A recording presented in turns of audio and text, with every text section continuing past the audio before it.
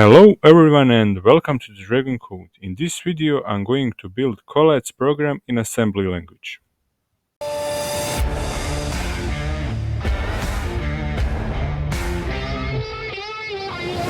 Before moving in assembly language, let's first look what Collatz program does in C++. So there is an input number, it is passed in loop, and loop is executed as long as that number is different from 1. And if number is even, it is divided by 2, and when it is odd, it is multiplied by 3 and added by 1. And this program also counts each iteration of a while loop. Let's see number of iterations when input number is 5. So there are 5 iterations and input number goes like this. It is 5, then 16, and so on until it becomes 1. When input number is 172, number of iterations is 31. Let's move now in assembly language. In R1 I will store input number.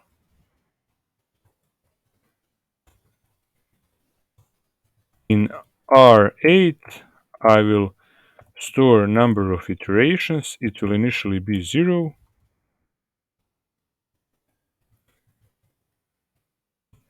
And in R10 I will store 3 to multiply by 3.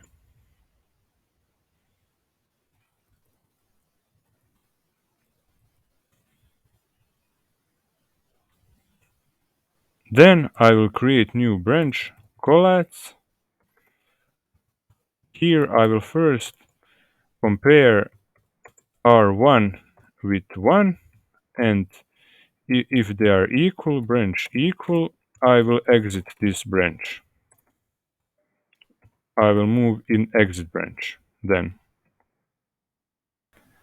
Then I will move in R2, R1, and then I will do logical shift to the right with R2 for one place, and then logical shift to the left in R2 also for one place.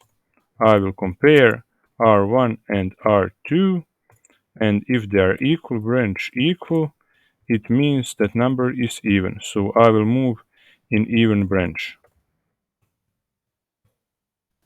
In even branch I will divide number in R1 by 1, and I will do that with logical shift to the right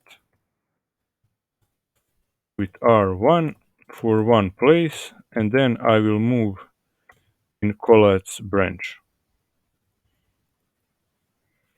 And if number is not even, I will then multiply R1, R1 and R10, because in R10 is 3, and then I will add in R1, R1 and 1. And I will again move to the Collatz branch. And I need to do one more thing. I need to increase counter. So I will increase counter here, R8, R8, and 1. And I will also do that in even branch. Let's now test this code to see does it work.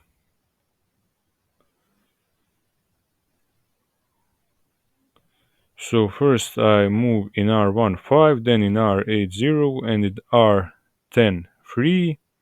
Then I compare R1, it is not equal to 1, so I move here. I won't go in exit. I store in R2 R1. I'll do logical shift to the right and logical shift to the left. They are not equal, so the number is odd. And then I multiply it by 3 and add 1, which is 16, but it is 10 in hexadecimal. It's 16 in decimal. Then I move again.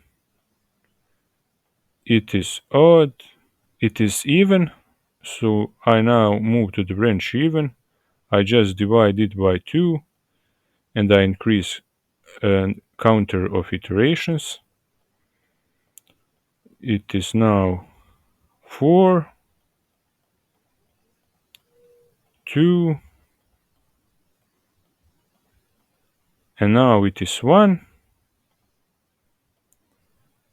I will compare R1 with 1, it is equal, so I move to the exit branch. And number of iteration is 5, so this program works. Let's try this program again when input number is 172 and number of iterations should be 31.